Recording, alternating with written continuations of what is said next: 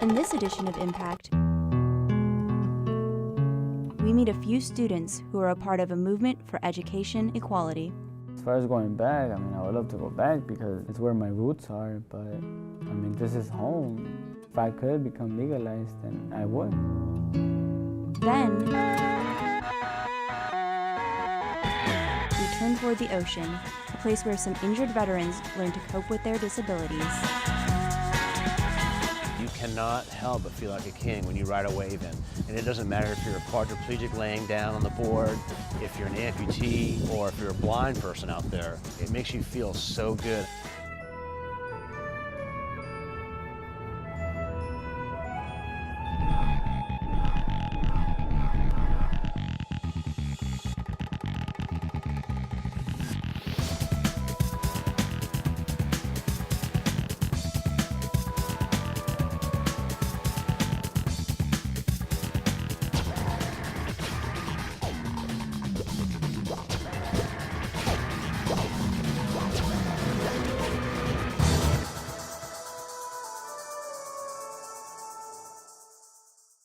Welcome to Impact. I'm Sabrina Alfara.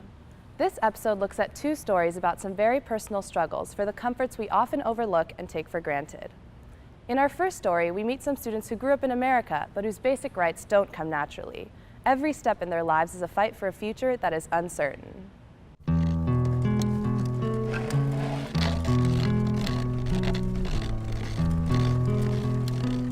I hope people understand that, I'm more than whatever they see. I'm proud of who I am, so I just hope people understand that I might not be what they want me to be, but in a way, we're all the same, we're all people. So I just want to be looked as a human being. So before they judge me, they should get to know me. And know that I can be creative, I can be fun, I can be smart, that I can be whatever, But Jesus knows what he doesn't want to be. I see people that are landscapers too, and I know most of them are not going to do anything else, with their lives, but because this is not it, it's not my life. I don't want to make this my life, I always wanted to be a teacher. He can't be a teacher. Jesus shares the fate of 12 million people in the U.S. He's undocumented. He crossed the border from Mexico to California illegally when he was 9 years old. He's been landscaping Orange County communities since he was in high school. We didn't know anything about borders or whatever. We just wanted to get to our mom. We were still immigrant children. We just wanted to come home to our mom. Because for us it was always wherever mom is, that's home. It doesn't matter where it's at. For most undocumented youth who came here when they were very young and who have lived their entire lives in California, attended schools here, graduated from school, there's a vacuum of legal options for them. There is not currently a path for those individuals to regularize their status and to gain work authorization, to have citizenship, to vote in this country, even though this is the country that they call home. But since Jesus calls California home, he has educational options not available in most states. On one end of the spectrum, there's South Carolina. It bans undocumented students from public universities. On the other end is California. Right, and there is no one way. Yeah, there's exactly. no right answer to it. Yeah, and we create knowledge in the university, and right? Subjective. Yeah. I think Jesus went to a Cal State for his bachelor's degree, and now he's working on his master's degree in education at Cal State Long Beach. That if you question too much, then what? Yeah, because it kind of went into that, Not so much in action. California, of course, is ground zero for the immigration debate because of the numbers of immigrants who are in our state. And so in terms of one's admission to the country or if you can get status or not, primarily that's within the rubric of the federal domain. In California, however, we do have a very important piece of legislation that really levels kind of equity at the schoolhouse doors for undocumented youth in the state. That's what's routinely referred to as AB 540. Under the law, undocumented students who went to California high schools can pay in-state tuition, but they can't get federal or state financial aid.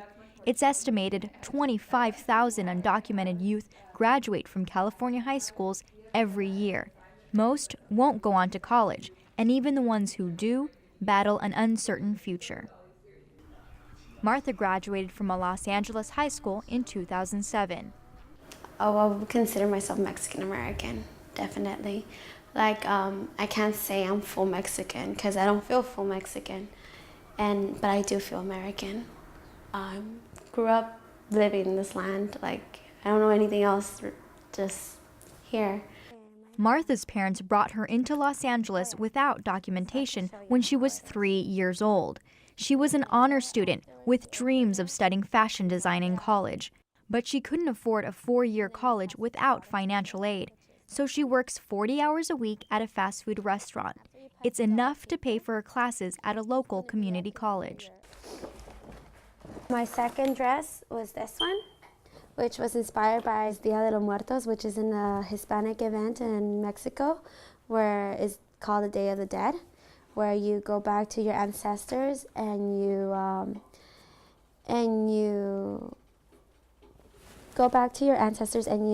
appreciate their life, because after death, they're still with you no matter what.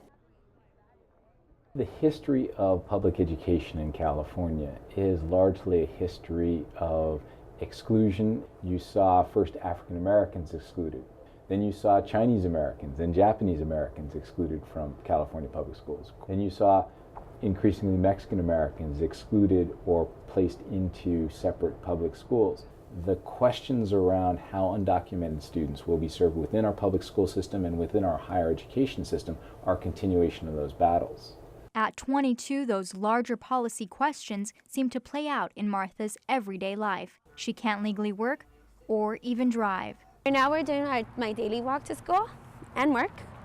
I sometimes take my bike as well.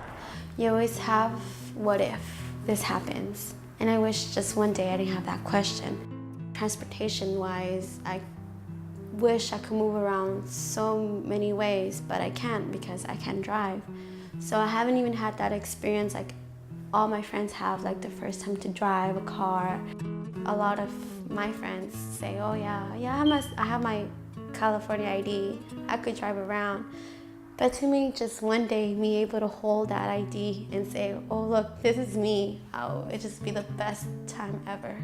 Like, I'll be so happy, because I'll finally feel like I'm there like everyone else. Just Social Security might be to everyone just a number, like I said, a number. Like, yeah, I get my taxes, I get my financial aid, I get my retirement when I retire and stuff. But to me, it's my life.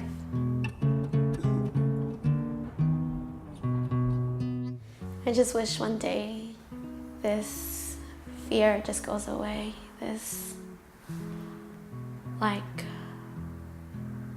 how do I put this? Like, this bridge that is not finished finally gets to be finished.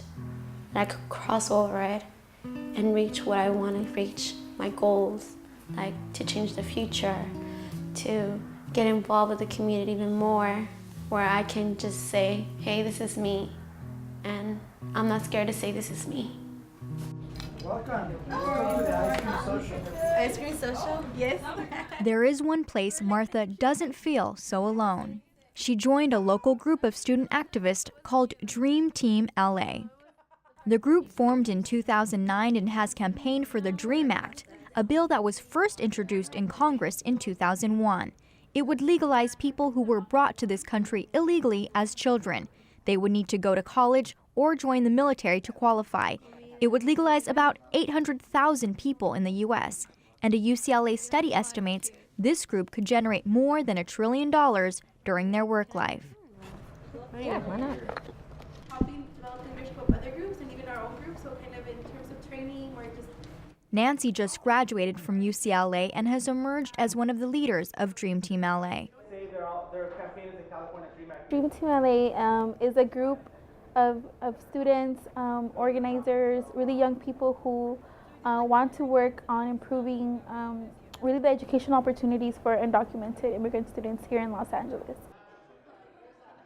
So I think there's a lot of limitations, especially when when you have a college degree and you just really can't make the full use of your education. I think that's why the undocumented youth movement is so strong, because people are finally, in these spaces that we create, we're able to use the skills that we have full-fledged with no restrictions.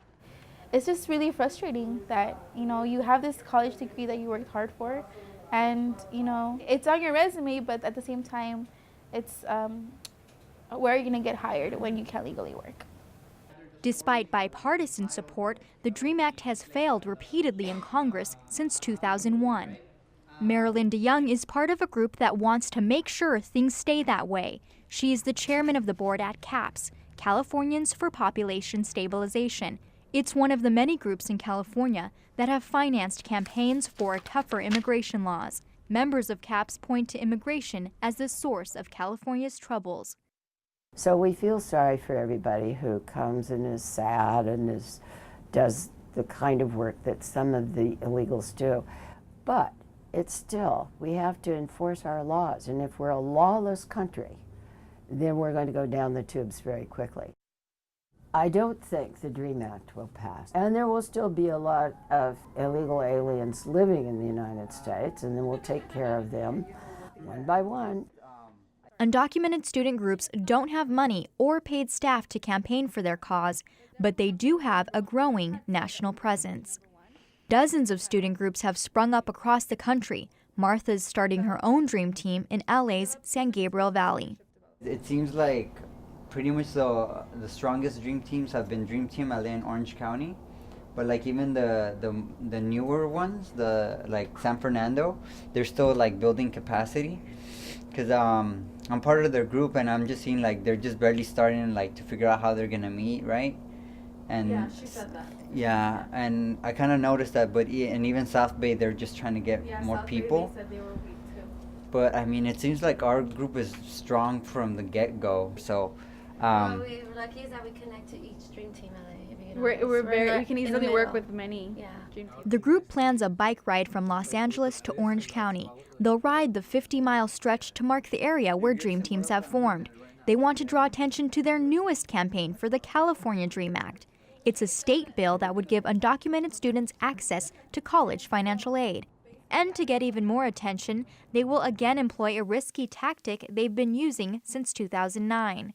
Before the bike ride, undocumented students plan to come out with their status publicly. It's something Martha says she's never done. Fear, it's what stops me, and that's because it goes back to what if. That fear, deportation. I've always learned from my mom, that you can't live in fear. Nothing's ever gonna change if we just hide and hope for handouts. I don't want handouts. I don't want people to feel sorry for me either. I mean, I do what I gotta do and that's it. I can't be scared. The walls of Jesus' home hold the pictures of his family members, a reminder of their struggle and how far he's come. We got a lot of history right here, just right here. As far as going back, I would love to go back because, it's where my roots are, but, this is home. If I could become legalized, then I would, but it's not one of those things that you can just say, just wake up one day and say, I'm gonna become legalized today. It's not simple, it's a long process, and for that process to even begin, something needs to happen at the highest levels of government. I want to pursue a master's because I don't want to settle for anything. I've never, ever since I decided to really stick with school, I've never wanted to settle. I've always wanted to do more than whatever was expected of me. I don't really care for what people say about me, but for me, and for my mom and for my family that are always pushing me to do more, because I guess they figure that I can do more. Jesus campaigns with the Orange County Dream Team when he can, but he's often consumed with school, work, and providing for his mother. But he does make it out for the bike ride the California Dream Teams have been planning for months. This is the day Martha decides she will claim her status. And moments before she takes the stage, she writes her hopes on her hand. Units for your college. Shorts are 20. What else? name's Jorge Herrera. I come from Harvard College. It's very scary, you know, like telling everyone you're undocumented. It's, they're like, oh, how many people are going to see me? How many people are going to see the mistakes of my grammar and me repeating stuff? I'm a graduate student at UCLA, and I'm undocumented. I need to speak out and be loud and be unafraid in order to make things happen.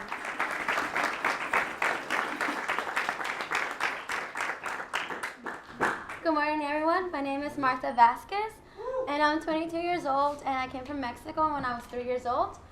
I'm representing Pasadena City College. We wouldn't be fighting if it didn't mean anything to us, and it means a lot. It means our lives. It means our home. You know, like we want to feel accepted finally. You know, just by finally saying I am undocumented and unafraid. It's like